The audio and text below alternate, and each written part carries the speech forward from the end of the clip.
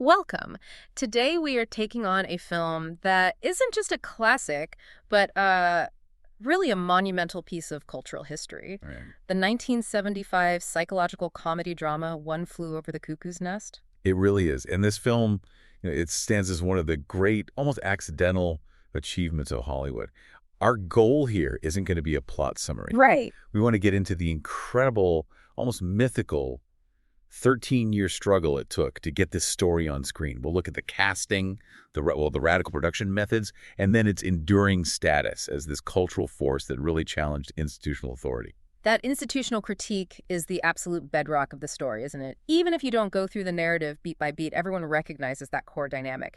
You have Randall McMurphy, this anti-authoritarian force played by Jack Nicholson, up against the seemingly calm but just utterly chilling face of control, Nurse Mildred Ratched. That contrast is everything. She uses rules, routine, psychological manipulation. It's passive aggression as a weapon, really. She turns the hospital into this terrifying microcosm of an oppressive government. And what's so compelling is the political weight it carried when it came out. Absolutely. It wasn't just a blockbuster. It landed right in the mid-'70s, a time when, America was deeply skeptical of large, powerful systems, whether it was the government or the medical establishment. The film just gave a face to all those anxieties about freedom versus control. Okay, so let's get into this incredible journey, because 13 years is almost an impossible length of time for a major film to be in development. The story of getting it made is a story in itself. It really is. It all starts back in 1962. The actor Kirk Douglas's company, Joel Productions, buys the rights to Ken Kesey's novel. And his intention was clear from the start, right? He wanted to star in it. Both on stage and on film. Oh. He was going to produce and star in both a Broadway version and the feature film. And the stage version was a success. It was, absolutely. Dale Wasserman adapted it. It opened in '63. It toured. People liked it. But even with that proof of concept, and with Kirk Douglas being a huge movie star, the film project just stalled. Completely stalled. He couldn't get anyone to finance it? Not a soul. So why couldn't he get the funding? Was the material just too dark for the time?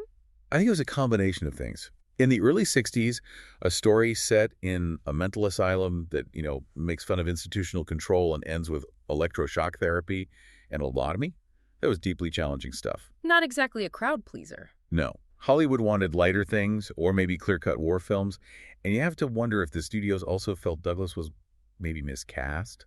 He was known for these grand, heroic roles. And McMurphy is anything but. He's shifty. He's a rebel. Exactly. So whatever the reason, no major studio would put up the money with him in that lead role.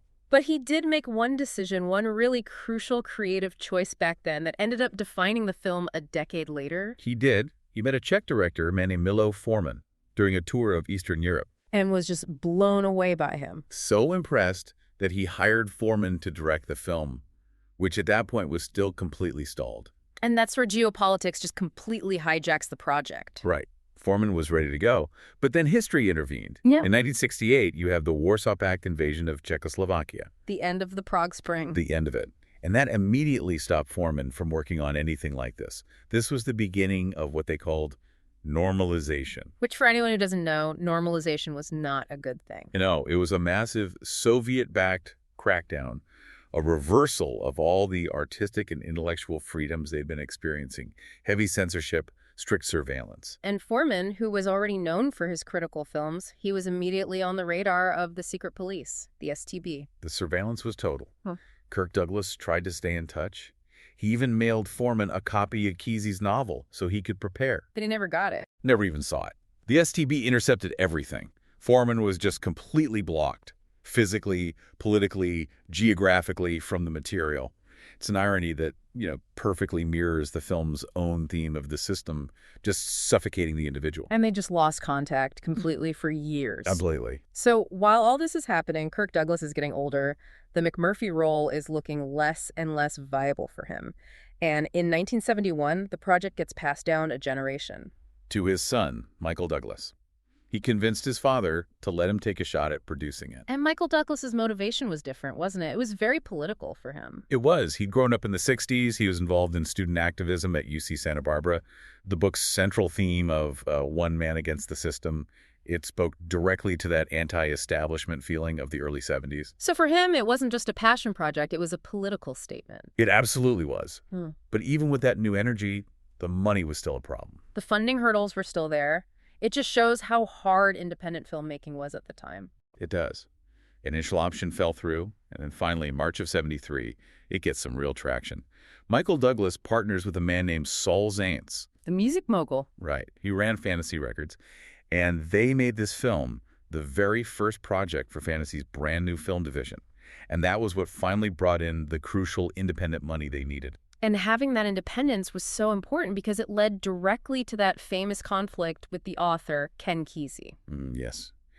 Kesey was involved in some of the early script development, but he walked away. Creative differences. Massive creative differences with Douglas and Zaentz. It's about casting. But the big one, the most important one, was the narrative point of view. The book is famous for it. It's told entirely from the perspective of Chief Bromden, this huge Native American patient who everyone thinks is deaf and mute. And Kesey insisted that his screenplay had to maintain that first-person, interior, often, hallucinatory viewpoint. But the producers, and eventually Forman, they made the call to just throw that out. A crucial decision. They went with a third-person narrative instead, written by Lawrence Hobben and Bo Goldman. And that was pivotal, by pulling back from the Chief's very subjective, very literary inner world. With all the symbolism and hallucinations. Right. Suddenly the story became concrete. So how did that change really broaden its appeal? I mean, from a niche literary thing to this universal allegory. Well, by switching to third person, the film objectified the oppression. Ratchet's control wasn't just some literary device filtered through the Chief's mind anymore. It was a tangible, observable political reality. Something anyone could recognize. In any oppressive structure, a company, a school, a government. And Forman, having lived under that kind of explicit control in Czechoslovakia, he immediately got it.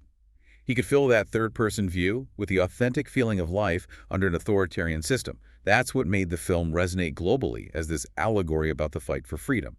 And Kesey felt betrayed, naturally. He did. He filed a lawsuit. He eventually won a settlement. But by then, the film was on its way. And the final piece of the production puzzle was the director. Douglas and Zaentz are looking for someone. And after looking at a few people, they see Forman's 1967 Czech film, The Fireman's Ball. And they want him, completely unaware that he was the same director Kirk Douglas had hired a decade earlier. It's an amazing coincidence. So Forman, who's in the U.S. by now, he gets the material again. And he was immediately drawn back to it. He said it was personal for him. He said, to me, this was not just literature, but real life, the life I lived in Czechoslovakia. He drew a direct line from the Communist Party to Nurse Ratched. A direct line. That's why the film feels so urgent. It wasn't just manufactured political commentary. It was a distillation of the director's lived experience with authoritarianism. That personal conviction is what gives the final film this authentic weight that, so many Hollywood films just lack. It's amazing they ever even got to casting, with all that political history and the financial struggles. And then, even then, finding someone to play Randall McMurphy was another huge challenge. It really was. Kirk Douglas was definitely out by then, just considered too old. And so they went through this parade of A-list stars. Gene Hackman, James Carrion, Marlon Brando, Burt Reynolds. All of them turned it down. And apparently, Forman's first choice was actually Burt Reynolds. It's fascinating to think about those what-ifs, isn't it? It is. Part of the refusal might have been just the commitment required. The role is... It's physically and emotionally brutal. It demands this manic energy that maybe not a lot of established stars wanted to risk on an independent film about, mental health. But Jack Nicholson was at the perfect point in his career for it. The perfect point. He was this emerging icon of counterculture cinema, and he just thrived on playing these charming, rebellious anti-heroes. So Nicholson takes the part, but his schedule causes yet another major delay. About 6 months, yeah. Which Michael Douglas later called a great blessing. Why a blessing? Because it gave them the time they needed to really perfect the supporting cast, the whole ensemble. And that became absolutely critical to the film's power. And once Nicholson was in, his commitment was total. Oh, completely. His preparation went way beyond just research. He spent time in psychiatric hospitals, he met with patients, he talked with them extensively, and most chillingly, he actually watched electroconvulsive therapy being administered to a real patient. That deep, visceral preparation, you can see it on screen, it translates directly into that raw, unhinged energy he brings to McMurphy. And then finding his counterpart, the perfect Nurse Ratched, that proved to be just as hard, if not harder. The search was exhaustive. You're talking about major leading ladies being considered. Jean Moreau, Angela Lansbury. Colleen Dewhurst, Geraldine Page, Ellen Burstyn, Anne Bancroft, Jane Fonda. The list is incredible. They needed someone who could project this absolute passive authority, but without being melodramatic about it. It's a very subtle performance. It's a tightrope walk. Because Ratched isn't a shrieking villain, she's an organizational villain. Her power comes from her quiet control.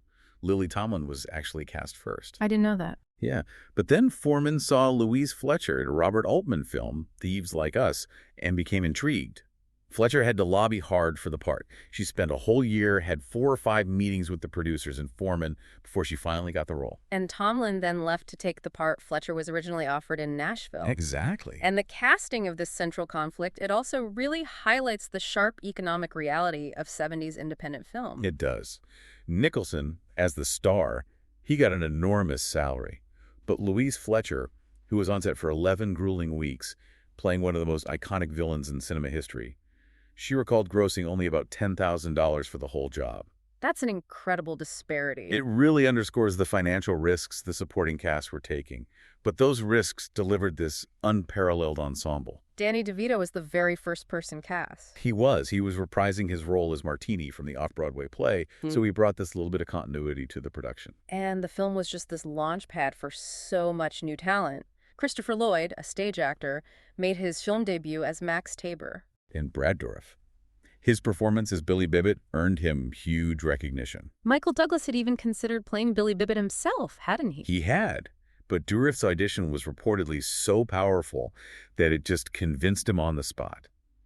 Dourif captured that heartbreaking vulnerability of Billy, who has this crippling stutter and this intense anxiety because of his overbearing mother. And then you have the almost unbelievable story of how they found Chief Bromden. The physical and spiritual center of the film. Yeah. They were looking for a very large Native American man, and Will Sampson, who was a relative unknown, was found through just a completely random chance encounter. The story is pure Hollywood lore. Michael Douglas is on a plane. He meets a used car dealer named Mel Lambert. 6 months go by. Lambert, whose father sold a lot of cars to Native American customers, calls Douglas out of the blue. And says what? Says he just met the biggest Native American man he'd ever seen in his life. And that was Will Sampson. Douglas arranged to fly him back for a meeting. Douglas said that Sampson was so large that on the small plane, Nicholson had to sit on his lap. He did. And Nicholson saw him and was immediately sold. He kept repeating the line that became famous on set. "It's the chief, man, it's the chief." It just speaks to the intuition of that casting process, that this central symbolic figure was found through such a serendipitous way. And beyond the cast, you have the setting, the single most radical decision they made. To shoot the entire film on location at the Oregon State Hospital in Salem. A real functioning mental hospital, the exact setting of the novel. And the commitment to authenticity went so far beyond just using the building as a set. The hospital director, Dean Brooks, was incredibly supportive. Not only did he welcome the production, he ended up playing the part of Dr. John Spivey in the film himself. And he made sure that actual patients were incorporated into the film crew, working right alongside the actors and technicians. And the actors took that immersion to a whole other level. To an extreme level. They shadowed patients to understand their mannerisms, their conditions. Many of them actually chose to sleep on the wards at night. That level of method acting must have blurred the lines between performance and reality. It absolutely did. Michael Douglas later talked about realizing that many of the patients on the crew were, in fact, criminally insane, which must have heightened the environment, that constant sense of unease. And that intensity wasn't just physical, it was creative. It fed directly into how they shot the film, especially those group therapy scenes. Yes. Forman and his first cinematographer, Haskell Wexler, they used 3 cameras at once during those group interactions. Which was very unusual for a narrative film at the time. And expensive. Very. But it was absolutely necessary. They needed to capture genuine, immediate reactions from that entire ensemble without making them repeat these highly emotional, draining scenes over and over. They prioritized the raw performance over conventional cinematic polish. But this high-stakes approach led to some serious friction on set. It did. Haskell Wexler, an acclaimed cinematographer, was fired and replaced by Bill Butler. And there are conflicting stories about why. Wexler claimed it was political, right, because of his other documentary work at the time. He was working on a documentary called Underground, which involved interviewing the radical militant group, the Weather Underground, who were fugitives from the law. He claimed that was the reason. Well, Forman said it was purely creative differences over the look of the film. Right. Forman said Wexler wanted a more documentary feel. And Michael Douglas actually offered a third reason, suggesting Wexler was trying to undermine Forman to take over directing the film himself. Whatever the reason for the firing, the footage they both shot was incredible. Undeniable. And remarkably, both Wexler and Butler received Oscar nominations for Best Cinematography for the film, a very rare situation that just highlights the visual power they achieved, despite all that chaos. Wexler himself said there was only about a minute or 2 minutes in that film I didn't shoot. And the tension wasn't just with the cinematographers. There was significant friction between Nicholson and Forman. The star and the director, Bill Butler, the replacement cinematographer, confirmed that Jack Nicholson completely refused to speak directly to Forman. At all. He would only communicate through the camera department. That sounds like a complete production nightmare. I mean, how do you maintain any focus or direction with that kind of pressure? It was a testament to the cast's professionalism, but it did hurt morale. Michael Douglas actually had to step in at one point. He had to convince Forman to show Nicholson and the rest of the cast some of the daily footage. Forman hadn't been doing that. No, he preferred to keep the actors in the dark to maintain spontaneity. But the cast was losing confidence in the whole project because of it. So if you pull all of this together, the commitment to method acting, the risk of filming in a real asylum, all the creative tensions, it all contributed to this raw, unfiltered, almost frighteningly real power in the final film. Exactly. It transcended a typical studio movie because it was an artistic battle being fought on multiple fronts, and that battle came at a steep price. The production, initially budgeted at $2 million, ended up costing $4.4 million. And Saul Zaentz, the co-producer, he financed that overrun himself. He did. He borrowed heavily against Fantasy Records to cover it.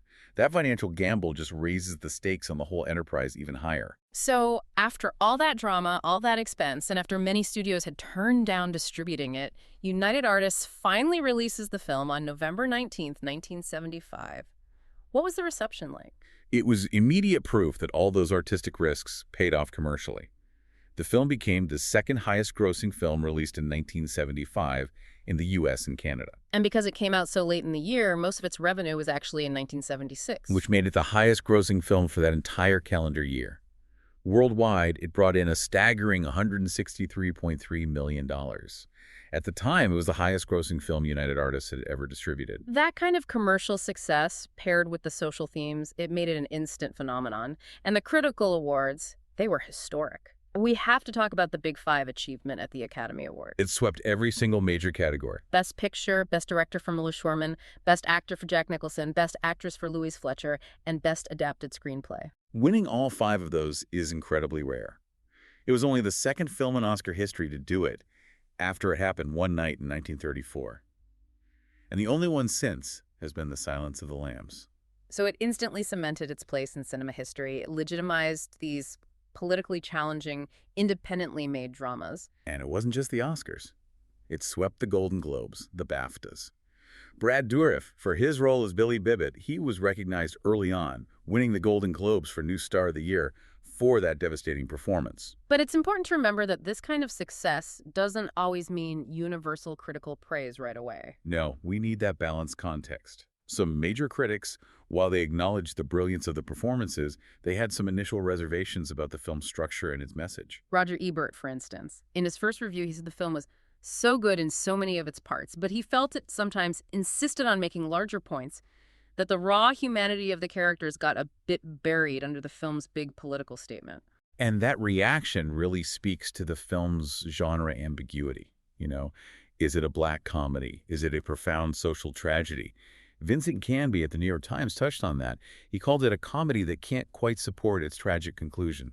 But even he praised the acting. Heavily. He praised the immense sense of life from the ensemble, which allowed the audience to respond to this fundamental display of humanity, even if they found flaws in the narrative. So even the critics who found the ending a bit too neat or the allegory a bit too obvious, they couldn't deny the power of the performances. Exactly. And adding to that intense, off-kilter energy was the film's score by Jack Nicholson. The music plays such a subtle but vital role in creating that psychological atmosphere. It does. It opens and closes the film, and it has this intensely edgy nature that's achieved with very unusual instruments. Can you elaborate on what those instruments were? Because the sound is so unique, it feels manufactured and eerie.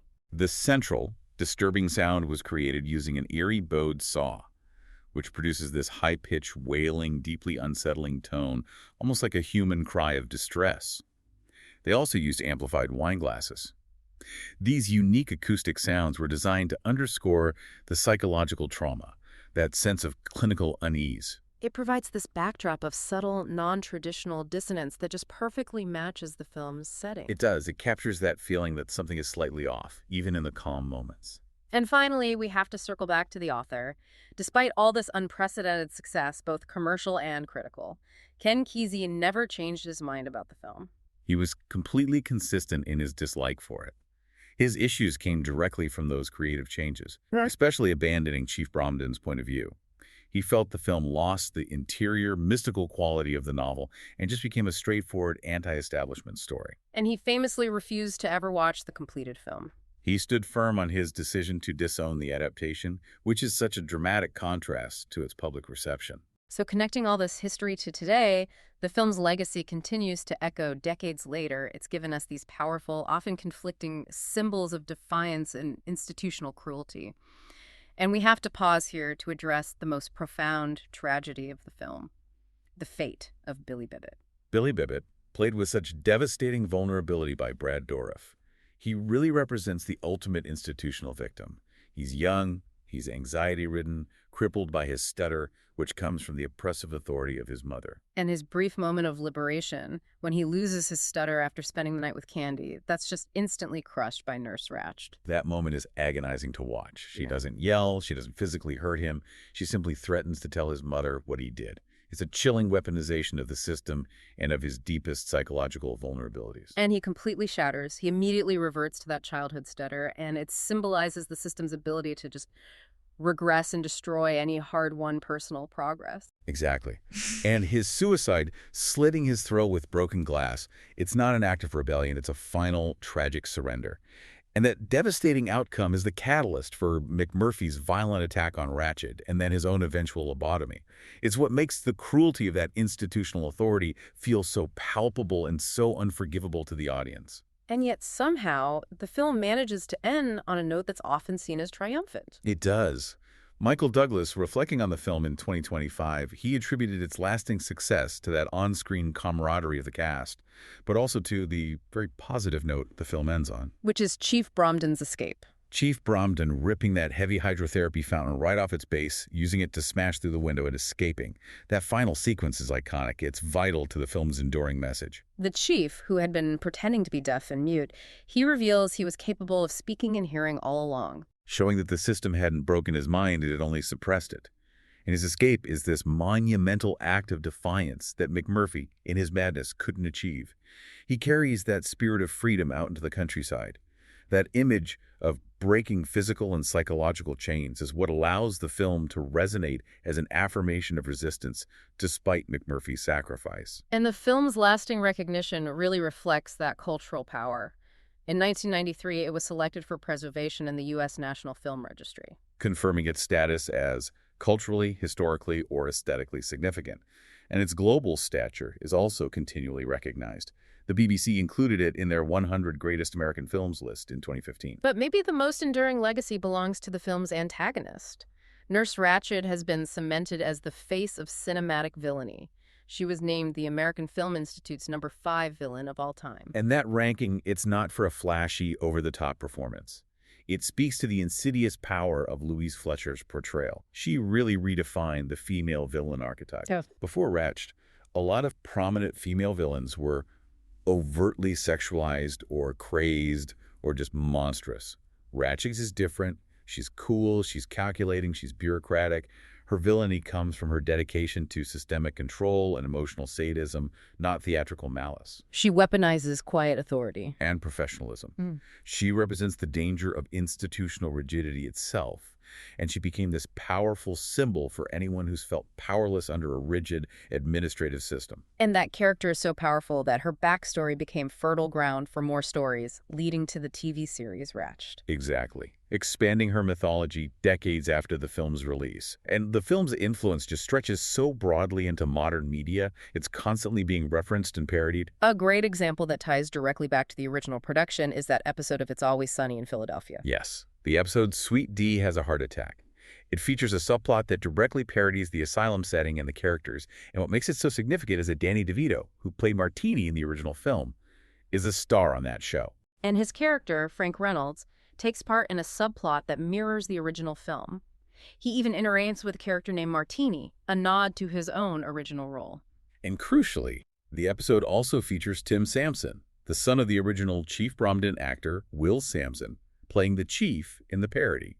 It's this generational inclusion that creates this really specific and often humorous tribute to the original cast. You see references in animation, too, like on The Simpsons, where Homer ends up in an asylum, and the imagery has inspired musicians. Right. The former Pantera singer Phil Anselmo's band released a music video called Choosing Mental Illness that's a direct tribute, recreating scenes from the film.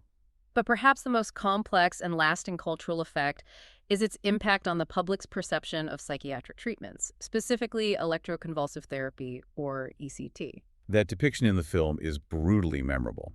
It portrays the treatment as a punishment, a tool for brainwashing, not as a medical procedure. And how profoundly did that cinematic moment affect real-world conversations about mental health care? The effect was immense, and often, very negative.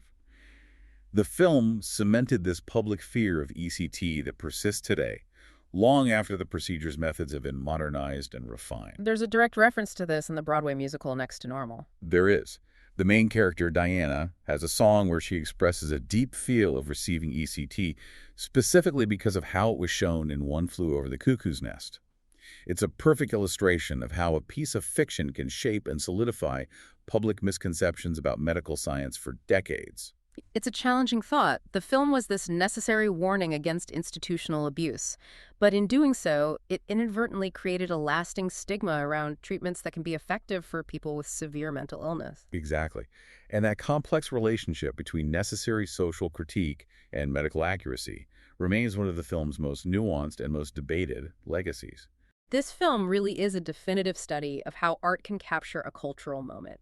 We've talked about the impossible 13-year production arc, the political backdrop that sharpened the director's vision, that historic Big Five Oscar sweep, and the continuous cultural influence it still exerts, all driven by that powerful ensemble and the risks they took. It's a phenomenal achievement. It managed to be a huge commercial success while delivering this searing critique of institutional power that resonated around the world. The film's power is undeniable. But it does lead us back to an essential and maybe contradictory historical tension. What's the final perspective we should be considering here? You have to reflect on the profound discrepancy between the film's central story, a brutal depiction of an asylum as a place of abuse and failure, and the actual production process. The film was only possible because it had the full cooperation and support of the real-life Oregon State Hospital director, Dean Brooks. He acted in the film, he integrated actual patients into the crew. So the film serves as a stark warning against institutional abuse. And, paradoxically, was a product facilitated by a reforming, progressive element within the psychiatric community itself in the 1970s. So what is that tension between a film showing institutional failure and the institution's genuine desire to help create that film? What does that reveal about society's evolving and perhaps conflicting relationship with mental health care in that decade? It leaves you questioning who is really in control of the narrative and why the institution chose to collaborate in its own critique. That's a powerful and challenging question. It adds a whole other layer of depth to the film's legacy. Thank you for guiding us through this material. Thanks for listening.